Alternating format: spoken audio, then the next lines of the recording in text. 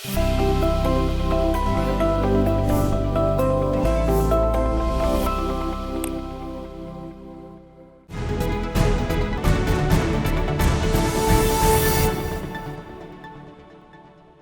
बुद्ध का बोधि वृक्ष श्रीलंका में है, मगर कैसे?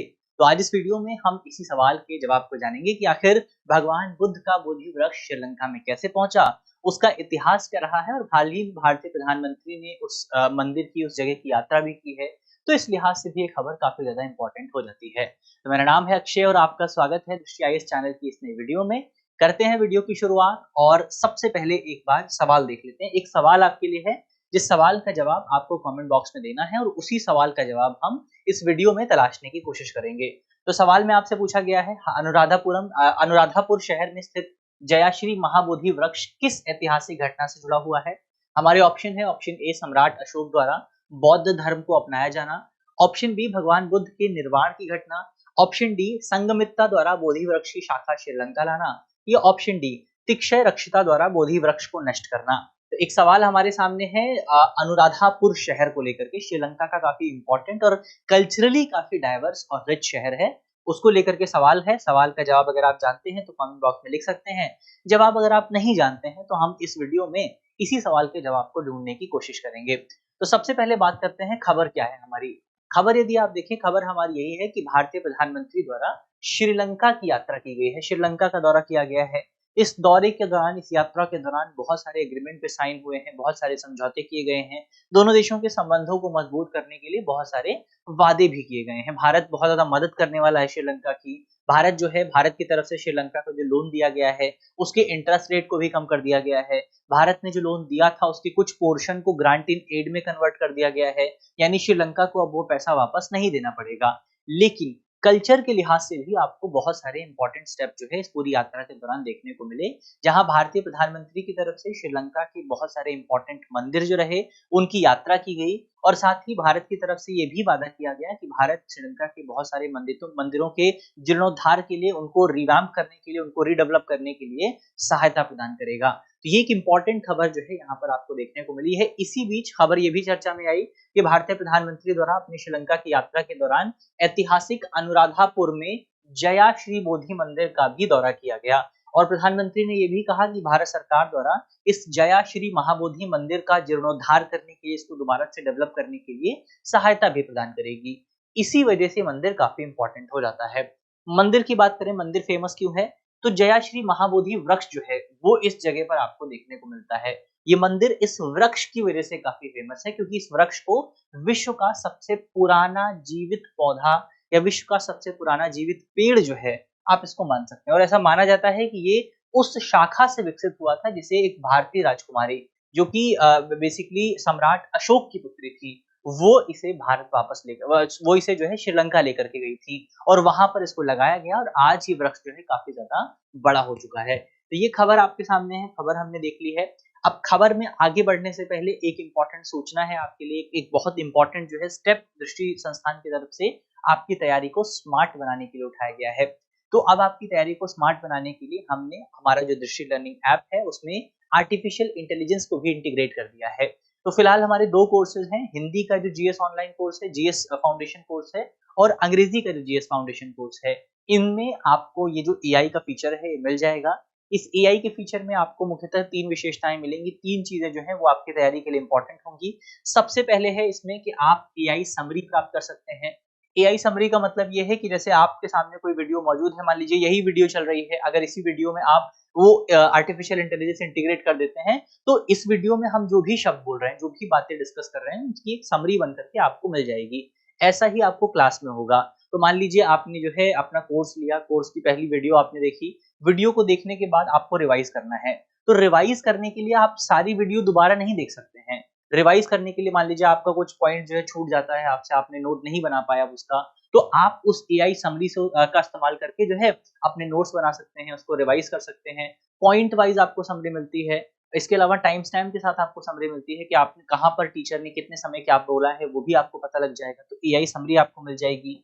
एआई पर क्विज आपको मिल जाएगी, यानी आपने वीडियो देखी, वीडियो देखने के बाद आपको लगता है कि आप कॉन्सेप्ट को समझ तो गए हैं लेकिन इसको टेस्ट भी करना है, तो टेस्ट करने के लिए आप एआई क्विज जनरेट कर सकते हैं। 5 क्विज एक बार में आपको मिलेंगी और अगर आपको लगता है और आपको प्रैक्टिस करनी है तो आप और क्विज ले सकते हैं। तो कम से कम जो है आप बहुत सारे सवाल जो है इस पर प्रैक्टिस कर सकते हैं। इंपॉर्टेंट फीचर ये है कि सवाल आपके रिपीट नहीं होंगे। तो बहुत सारे सवाल हैं, इसको लेकर के आपको डरने की जरूरत नहीं है। फिर आस्क मी अ क्वेश्चन का एक फीचर भी मौजूद है, यानी आप आर्टिफिशियल इंटेलिजेंस से कोई क्वेश्चन भी पूछ सकते हैं। आपको कुछ समझ में नहीं आता, आप जो है एआई पर लिख सकते हैं, एआई आपको कॉन्सेप्ट को समझाएगा, एआई आपको जवाब देगा। तो बहुत अच्छा फीचर जो है वो दृष्टि लर्निंग ऐप पर आपको मिल जाएगा। तो एक बार डेमो क्लास जो है वो आपको अगर आप चाहते हैं, तो एक बार इसका लाभ उठाना चाहते हैं, अगर आप एक बार इसको एक्सपीरियंस करना चाहते हैं, तो दृष्टि लर्निंग ऐप को डाउनलोड कीजिए। वहां पर जो है जीएस का जो ऑनलाइन कोर्स है या जीएस का जो फाउंडेशन कोर्स है उसको खोलिए। वहां पर आपको एआई का कोई भी डेमो क्लास खोलिए, डेमो क्लास खोल करके आप एआई का फीचर इस्तेमाल कर पाएंगे। तो ये एक इंपॉर्टेंट जानकारी आपके लिए हुई। बढ़ा जाए आगे, जयाश्री महाबोधि वृक्ष क्या है इसके बारे में बात की जाए, तो ये माना जाता है कि बेसिकली जो बो है, बो वृक्ष जो है, बो वृक्ष यानी कि जो पीपल का पेड़ है, इस बो वृक्ष, ये बो वृक्ष जो है बेसिकली आपका बोध गया वर्तमान बिहार के उस वृक्ष की शाखा है जिसके नीचे भगवान गौतम बुद्ध ने ज्ञान प्राप्त किया था। तो जहां से निर्वाण जो आपका निर्वाणा है जहां से प्राप्त हुआ था, उसी पेड़ की एक शाखा जो है वो श्रीलंका में भी मौजूद है और वो आप कह सकते हैं मूल पेड़ की शाखा जो है वो आपको श्रीलंका में मिल जाएगी। तो ये इस तरह से इसकी हिस्टोरिकल इंपॉर्टेंस हो गई। इस शाखा को संघमित्रा या संघमित्रा भी कहा जाता है, संघमित्रा भी कहा जाता है।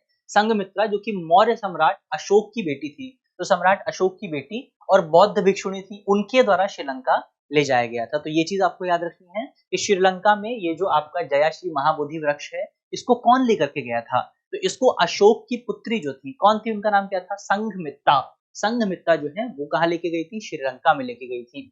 इसके अलावा पेड़ के साथ श्रीलंका में उनके आगमन को आज उडुवापा पोया के नाम से मनाया जाता है। एक फेस्टिवल है, जब वो आई थी तो उसको सेलिब्रेट करने के लिए इस फेस्टिवल का आयोजन होता है और ये फेस्टिवल हर साल दिसंबर महीने में पूर्णिमा की रात को मनाया जाता है। तो इसको आपको याद रखना है। इसके अलावा प्राचीन शहर अनुराधापुरा में अन्य बौद्ध मंदिरों के साथ ये पेड़ बौद्धों के लिए एक प्रमुख तीर्थ स्थल जो है बना हुआ। और क्योंकि श्रीलंका में आपको बौद्ध धर्म को मानने वाले लोगों की संख्या बहुत ज्यादा मिलती है, तो इसीलिए आप देखेंगे कि श्रीलंका में इस पेड़ की जो इंपॉर्टेंस है वो भी काफी ज्यादा है। और यूनेस्को की तरफ से अनुराधापुरा को इसी पेड़ की वजह से विश्व धरोहर स्थल की कैटेगरी में, विश्व धरोहर स्थल की सूची में भी शामिल किया गया है। ये कुछ इंपॉर्टेंट पॉइंट हमने इस वृक्ष के बारे में देखे, इस शहर के बारे में देखे। अब हम बढ़ते हैं आगे, बातचीत करते हैं कि संघमित्रा श्रीलंका की यात्रा क्यों किया था उन्होंने। तो संघमित्रा ने श्रीलंका की यात्रा क्यों की, उसकी अगर आप बात करें तो इसके दो पीछे रीजन थे। एक तो श्रीलंका के जो राजा थे उन्होंने अनुरोध किया था, उन्होंने निमंत्रण दिया था, और संघमित्रा के भाई जो थे महेंद्र या महिंदा, इनके सुझाव पर भी जो है संघमित्रा श्रीलंका गई थी। दरअसल अशोक के शासनकाल में आप देखते हैं, तो हम जब भी बुद्ध धर्म की पढ़ाई करते हैं, जब भी आप बुद्ध धर्म को पढ़ते हैं अपनी किताबों में या यूपीएससी के लिए पढ़ते हैं, तो हम पढ़ते हैं कि बुद्ध धर्म में आपको 3 मेन बुद्धिस्ट काउंसिल जो है वो देखने को मिलती हैं। इसमें से अगर आप देखें तो तीसरी बुद्धिस्ट काउंसिल जो थी, इस तीसरी बुद्धिस्ट काउंसिल के दौरान आपका बौद्ध धर्म के प्रचार के लिए अलग अलग मिशनरियों को भेजा गया था, अलग अलग मिशन जो है भेजे गए थे, अलग अलग देशों में मिशन भेजे गए थे। जैसे थर्ड काउंसिल के दौरान अशोका के अंडर ये काउंसिल हुई थी। इसके दौरान ये डिसाइड किया गया था कि हम जो है गांधार में मिशन भेजेंगे, कश्मीर में मिशन भेजेंगे, दक्षिण भारत में मिशन भेजे गए, यूनानियों के पास मिशन भेजे गए, श्रीलंका में भी एक मिशन रवाना हुआ था। और श्रीलंका में ये जो मिशन रवाना किया गया था, ये मिशन खुद अशोक के बेटे जो थे, जिनका नाम हमने क्या देखा, महेंद्र या महिंद, इनकी अध्यक्षता में मिशन रवाना किया गया था। तो महेंद्र जो है वो तीसरी बुद्धिस्ट काउंसिल के बाद श्रीलंका जाते हैं। श्रीलंका के राजा जो थे उस समय, जिनका नाम था देवन मापिया तिस्सा, तो देवन मापिया तिस्सा जो थे, इनसे महिंद की मुलाकात होती है और महिंद जो है इनको बौद्ध धर्म में कन्वर्ट कर देते हैं। फिर वहां पर बौद्ध का प्रचार होता है, लेकिन जो राजा का महल था, वहां राजा के महल में जो महिलाएं थी वो भी आग्रह करती हैं कि वो बौद्ध धर्म में कन्वर्ट होना चाहती हैं, भिक्षा लेना चाहती हैं। तो इसी चीज को पूरा करने के लिए जो महेंद्र थे, इन्होंने अपनी बहन संघमित्रा को श्रीलंका बुलाया था और संघमित्रा को श्रीलंका बुला करके इन्होंने राजा के महल की जो महिलाएं थी उनको बेसिकली बौद्ध धर्म में शामिल किया था। तो इस तरह से संघमित्रा जो है वो अपने भाई महिंद के अनुरोध पर श्रीलंका आई थी और फिर दोनों भाई बहन जो है संघमित्रा और महिंद, दोनों अपने पूरे जीवन काल में अनुराधापुर में ही रहते हैं। तो ये पूरा पॉइंट, जो पूरी कहानी है, कहानी आपको याद रखनी है। इसके अलावा अगर वृक्ष ये बात की जाए कि वृक्ष इतने लंबे समय तक जीवित किस तरह से रह पाया है, वो अगर हम देखें तो ये हमने देखा कि जो पूरा पेड़ है पीपल का पेड़ है और पीपल के पेड़ की खास बात ये होती है कि ये अपनी जड़ों और बीजों से फिर उग सकता है और यही रीजन है कि जो पेड़ है वो इतने लंबे समय तक जी पाया है। इसके अलावा एक रीजन ये भी है कि इस पूरे पेड़ की एक रिलीजियस इंपॉर्टेंस भी है जिसकी वजह से इसकी देखभाल भी बहुत ज्यादा की जाती है और ऐसा भी नहीं है कि पेड़ पर कोई हमला नहीं किया गया, पेड़ पर बहुत सारे हमले हुए हैं। जैसे एग्जाम्पल के तौर पर अगर आप देखें तो 1929 में एक व्यक्ति ने बेसिकली इस पेड़ को काटने की कोशिश की थी लेकिन जाहिर तौर पर वो जो है सफल नहीं हो पाया था। इसके अलावा अगर आप देखें तो 1985 में जब श्रीलंका में सिविल वॉर जारी था तो उस समय लिट्टे के उग्रवादियों ने अनुराधापुर पर अटैक किया था, यहाँ पर उत्पात मचाया था और पेड़ के आसपास तकरीबन 146 लोगों को गोली मारकर उनकी हत्या कर दी गई थी लेकिन उस समय भी पेड़ को कोई नुकसान नहीं पहुंचा। तो पेड़ अभी तक जीवित है, कुछ कारण है, उन कारणों पर हमने बात की। एक तो इसका जो एक अंतर्निहित फीचर है वो यही है कि ये अपने बीजों और जो जड़ है उससे उग सकता है और इसके अलावा इसकी देखभाल भी काफी ज्यादा की जाती है। पूरा पूरा जो बहुत सारे लोग हैं वो इस पेड़ की सुरक्षा के लिए समर्पित हैं। इसके अलावा हमने देखा कि ये जो पेड़ है ये आपका भारत के ही एक पेड़ का हिस्सा है।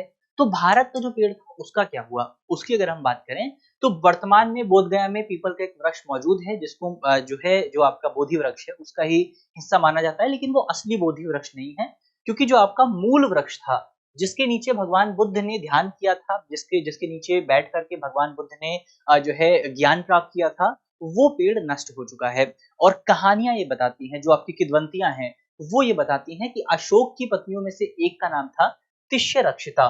तिष्य रक्षिता ने जो बोधि वृक्ष है उसको कटवा दिया था। तो ये कहानियां हैं, कहानी ऐसा कहा जाता है।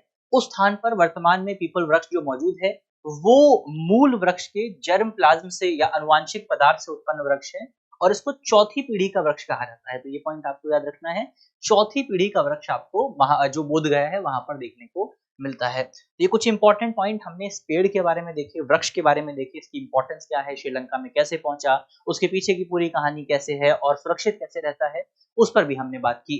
अब एक पॉइंट जो जब भी आप बौद्ध धर्म पढ़ते हैं, देखिए बौद्ध धर्म और जैन धर्म के बारे में कहा जाता है कि यूपीएससी इनसे सवाल पूछेगा और चैलेंज देकर के पूछेगा, लेकिन इंपॉर्टेंट हमारे लिए जो चैलेंज है वो ये है कि हम इस सवाल को सॉल्व कैसे करेंगे।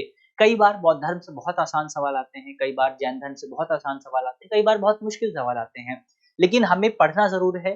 तो एक जो कोर एरिया है जहां से सवाल पूछा जा सकता है, कई बार सवाल आता है, वो है बौद्ध धर्म और जैन धर्म का कंपैरिजन। इसको लेकर के कई बार सवाल पूछे जाते हैं, तो एक बार उसको हम समझ लेते हैं कि दोनों में सेम चीजें क्या है, सिमिलैरिटीज क्या है और दोनों में डिफरेंसेस क्या हैं, उन पर बात कर लेते हैं। सिमिलैरिटीज की बात करें, सबसे पहले मेन कॉमन चीजें क्या है दोनों में, बौद्ध धर्म और जैन धर्म में। तो मेन जो कॉमन चीज है वो है आपका दोनों ही धर्म जो है वो नॉन थीस्टिक है। नॉन थीस्टिक होने का मतलब ये है कि भगवान में विश्वास नहीं रखते हैं। जैसे आप हिंदुइज्म में देखें तो भगवान में विश्वास रखा जाता है, लेकिन बौद्ध धर्म और जैन धर्म जो है तो भगवान में विश्वास नहीं रखते हैं। तो एक चीज ये आपको याद रखना है, दोनों ब्राह्मणिज्म के अगेंस्ट थे, ब्राह्मणवाद के खिलाफ दोनों थे, तो ये भी इंपॉर्टेंट पॉइंट है। कास्ट सिस्टम का दोनों ने विरोध किया, दोनों ने कर्मा थ्योरी को जो है एक्सेप्ट किया। कर्मा थ्योरी का मतलब ये है कि आप जो भी काम करते हैं वो काम वेस्ट नहीं जाता, उसका इम्पैक्ट आपको अपने जीवन काल में आगे देखने को मिलता है। भले ही इम्पैक्ट इस जीवन में मिले या अगले जीवन में मिले, लेकिन इम्पैक्ट जो है वो देखने को मिलता जरूर है। इसके अलावा बोथ फाउंडर्स बिलोंग टू क्षत्रिय वर्णा, यानी कि जैसे आपका बुद्ध धर्म के जो फाउंडर थे, बौद्ध यानी कि गौतम बुद्ध जो थे वो भी क्षत्रिय वर्ण से थे, और जो जैन धर्म के प्रमुख तीर्थंकर थे यानी कि भगवान महावीर, वो भी क्षत्रिय संप्रदाय से या क्षत्रिय कुल जो था उससे जुड़े हुए थे, वर्ण से जुड़े हुए थे। और ये इसके पीछे एक रीजन भी माना जाता है कि जब ब्राह्मणिज्म अपनी चरम पर पहुंच चुका था, आपको बहुत ज्यादा वर्ण व्यवस्था देखने को मिलती है, बहुत ज्यादा लोगों के साथ अत्याचार किया जा रहा था, और इसी बीच में क्षत्रिय जो थे, बहुत सारे इलाके ऐसे आते हैं जहां पर क्षत्रिय जो थे वो ब्राह्मणों के वर्चस्व से खुश नहीं थे, तो आपका एक अलग तरह का विद्रोह आपको देखने को मिलता है, उसका भी ये परिणाम जो है हो सकता है। इसके अलावा both renounced worldly life and sought salvation, यानी कि दोनों ने अपना जीवन जो है, यानी कि जिस बौद्ध धर्म और जैन धर्म के जो तमाम आपके फाउंडर्स थे, उन दोनों लोगों ने अपना जो वर्ल्डली जीवन था, जो ये आसपास का संसार है, इसको त्यागा और सेल्वेशन प्राप्त करने की कोशिश की। तो ये तो आपकी सिमिलैरिटीज हो गई। डिफरेंसेस की अगर आप बात करें, डिफरेंसेस क्या है, तो जो सबसे मेन डिफरेंस आपको जैन धर्म और बौद्ध धर्म में देखने को मिलता है वो है पाथ का, कि रास्ता क्या है। बुद्ध धर्म में आपका मिडिल पाथ की बात की जाती है, मध्यम मार्ग की बात की जाती है, लेकिन जैन धर्म मध्यम मार्ग की बात नहीं करता है। जैन धर्म एक्सट्रीमिज्म की बात करता है कि अगर आप मृत्यु की तरफ भी जा रहे हैं तो आप एक्सट्रीम रास्ते से होकर के जाइए। तो जैन धर्म में आपका एक्सट्रीमिज्म की बात की जाती है। इसके अलावा बुद्ध धर्म जो है वो संघास पर डिपेंड करता था। बुद्ध धर्म में आपको संघ देखने को मिलते हैं, जबकि जैनिज्म में जो है फॉलोअर्स के माध्यम से जैनिज्म आगे बढ़ता है। तो ये पॉइंट आपको याद रखना है कि जो बुद्धिज्म था उसमें क्या होता था, संघ बनाए जाते थे, और जो बौद्ध भिक्षु हैं वो संघ में आकर के रहते थे। तो ये पॉइंट भी हमने देखा। फिर Buddhism spread in the whole world, Jainism remain confined to India. Buddhism आपको दुनिया भर में देखने को मिलता है। बहुत सारी कंट्रीज है दुनिया भर की जहां पर बुद्धिज्म आपको देखने को मिलता है, लेकिन जैनिज्म का उतना बड़ा प्रसार आपको देखने को नहीं मिलेगा। इसके अलावा Buddhism avoided metaphysical discussion but Jainism did not, यानी कि जैसे मेटाफिजिक्स क्या होता है, मेटाफिजिक्स यानी कि जब आप दुनिया के बड़े-बड़े सवालों को खोजने की कोशिश करते हैं कि दुनिया अस्तित्व में क्यों आई है, इंसान अगर अस्तित्व में है तो क्यों है, इसके पीछे का क्या कारण है, दुनिया कैसे बनी, दुनिया के बनने से पहले क्या था, दुनिया के बनने के बाद क्या होगा, ये तमाम सवाल जो है मेटाफिजिक्स के अंतर्गत आते हैं। तो बुद्धिज्म में इन तमाम सवालों पर कोई बहुत ज्यादा ध्यान नहीं दिया गया। बुद्ध कहते हैं कि जीवन जो है आपका, आप सबसे पहले इसको समझने की कोशिश कीजिए। लेकिन जैनिज्म में जो मेटाफिजिकल क्वेश्चंस हैं उन पर भी काफी ज्यादा जोर दिया गया है। एक इंपॉर्टेंट पॉइंट जो आपको याद रखना है, जो जैनिज्म और बुद्धिज्म दोनों ही रीबर्थ में विश्वास रखते हैं। रीबर्थ यानी कि पुनर्जन्म में विश्वास रखते हैं, लेकिन जो बुद्धिज्म है आपका, बुद्धिज्म सोल के कॉन्सेप्ट में विश्वास नहीं रखता। ये पॉइंट, ये मेन डिफरेंस भी आपको याद रखना है कि बुद्धिज्म में सोल को लेकर के क्या डिफरेंस है। बुद्धिस्ट जो है वो सोल पर विश्वास नहीं रखते हैं, जो जैनिज्म है वो सोल पर विश्वास रखते हैं। अगर रीबर्थ की बात करें तो दोनों रीबर्थ में विश्वास रखते हैं, और यही कॉन्ट्रडिक्शन आपको बुद्धिज्म में देखने को मिलता है कि बुद्धिस्ट जो है वो सोल में विश्वास तो नहीं रखते लेकिन रीबर्थ में विश्वास रखते हैं। तो अगर किसी व्यक्ति की सोल है ही नहीं तो आगे ट्रांसफर क्या हो रहा है, आगे जा क्या रहा है। तो बुद्धिस्ट इसका जवाब देते हैं कि सोल जो है वो रीबर्थ नहीं होती, यानी कि सोल जैसा कुछ नहीं है, बल्कि आपके अंदर जो एनर्जी है वो आगे चल करके नया जन्म लेती है। अब कई लोग इसी एनर्जी को सोल भी कहते हैं। तो ये मेन डिफरेंस यहाँ पर आपको नजर आएगा। तो ये हमने बुद्धिज्म और जैन धर्म का मेन डिफरेंस क्या है उसको भी समझ लिया है। तो यहाँ पर हमारी वीडियो समाप्त होती है। वापस से हम आते हैं अपने सवाल पर। जो सवाल आपसे पूछा गया था कि बेसिकली अनुराधापुर शहर जो है ये किस वजह से, किस घटना से जुड़ा हुआ है। तो 4 ऑप्शन आपके सामने है, सही जवाब क्या होगा वो आपको जल्दी से कमेंट बॉक्स में बताना है। तो इसी नोट के साथ करते हैं अपनी वीडियो को समाप्त। और अगर आपको वीडियो अच्छी लगी है, वीडियो पसंद आई तो लाइक कीजिएगा, शेयर कीजिएगा अपने दोस्तों के साथ, अपने साथियों के साथ, अपने परिवारजनों के साथ। और अगर आप चैनल पर नए हैं तो चैनल को सब्सक्राइब करना बिल्कुल मत भूलिएगा। मिलते हैं आपसे अगली वीडियो में, तब तक के लिए अपना ख्याल रखिए, ध्यान रखिए, पढ़ते रहिए। धन्यवाद। डियर व्यूअर्स, अपने एग्जाम की तैयारी को और बेहतर करने के लिए हमारे चैनल को लाइक, शेयर और सब्सक्राइब करना न भूलें।